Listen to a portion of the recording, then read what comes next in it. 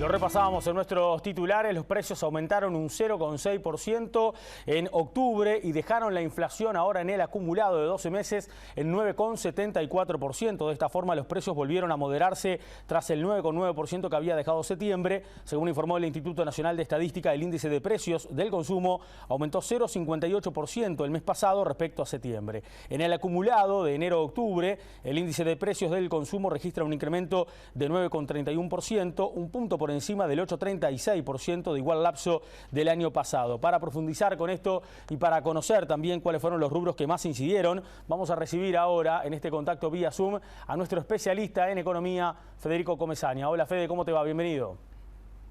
¿Cómo estás, Nicolás? ¿Todo bien? Buen mediodía. Muy bien, impecable. Bueno, Fede, ¿cuál es el análisis que se puede hacer de estos números que está registrando el Instituto Nacional de Estadística?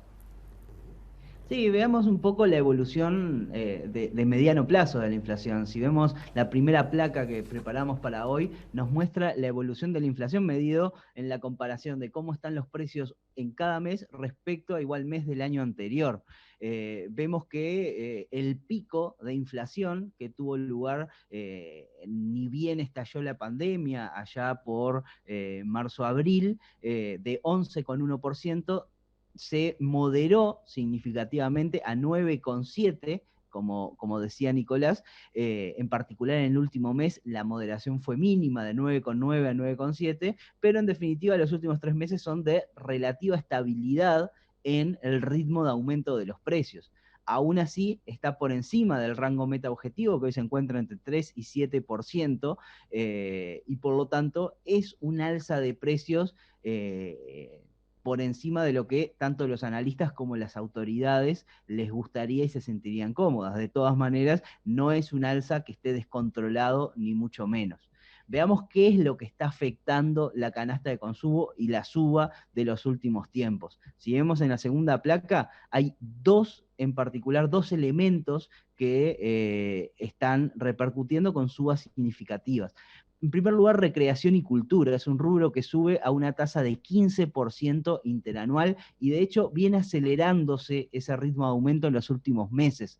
En particular en el último mes hubo aumentos significativos, por ejemplo, en la cuota de los clubes deportivos y los gimnasios.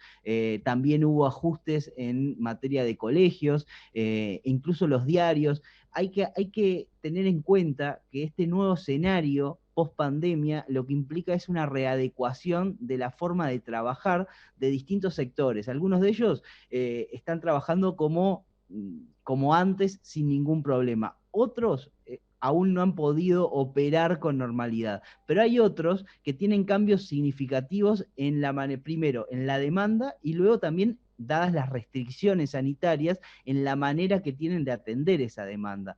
Es posible que esos costos aumenten, que los costos vinculados a la operativa aumenten y eso haga que también una parte de esos costos se reflejen en los precios. Entonces, para seguir operando, muchas actividades van a tener que hacerlo a costos mayores y por lo tanto a precios mayores en el corto plazo.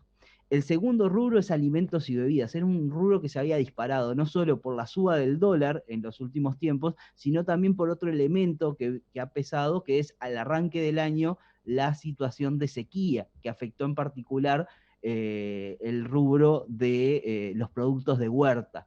Bueno, de alguna manera se ha venido moderando el aumento, aún así está por encima de la inflación en su conjunto en 12,5%.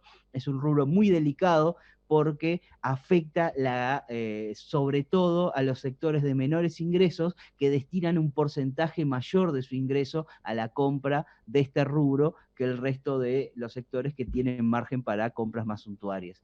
Luego hay otros artículos para el hogar, alcohol y tabaco, salud, aumentan por encima de la inflación, otros aumentan por debajo como restaurantes y hoteles, vivienda y en particular la vestimenta y la educación que apostaron seguramente por reducir márgenes para poder mantener las ventas y en el caso de la educación mantener la matrícula en esta situación tan particular.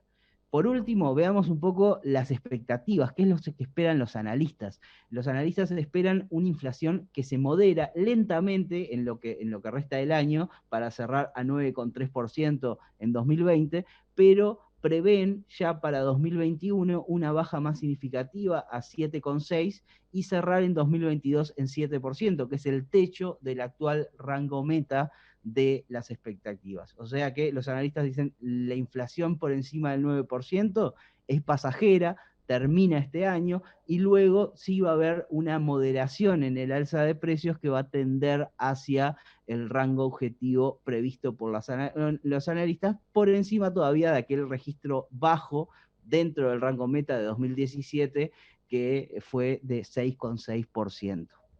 Bien, bien, sí, ahí uno puede apreciar claramente, Federico, que como vos decías, ¿no? Se podría ya entre 2021 y 2022 la inflación ubicarse dentro de lo que sería el tope máximo previsto por el Poder Ejecutivo, que sería en el entorno del 7%.